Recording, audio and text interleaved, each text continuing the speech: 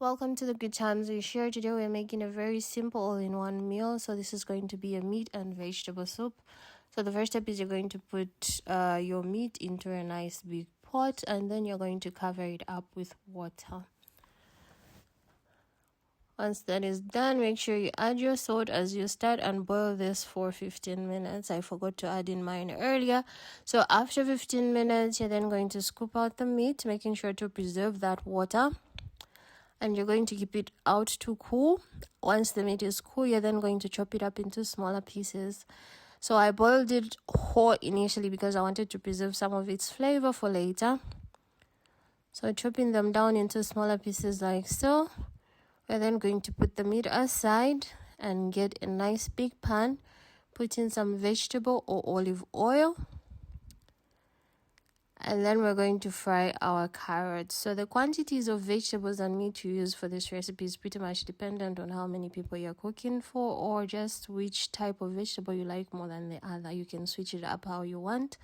So to our carrots that have been fried for 5 minutes, we're then going to add in our grated tomatoes. And we're going to fry this until the tomato water dries up.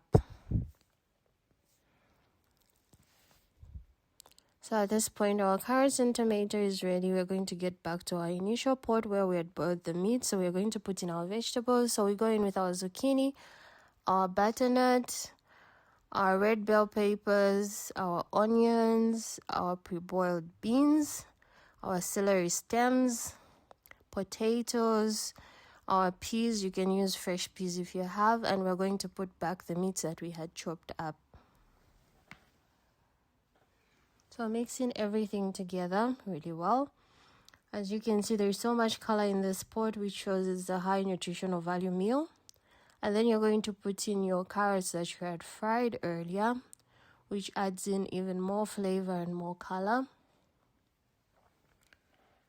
So mixing everything up really well as we are starting to boil it.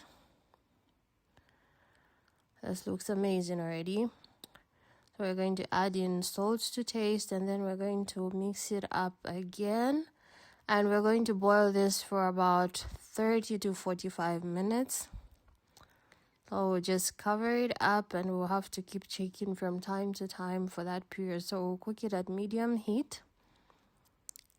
So this is at my 25 minutes mark. Everything is looking really good at this point, but we have to cook it some more. So just make sure you keep checking from time to time.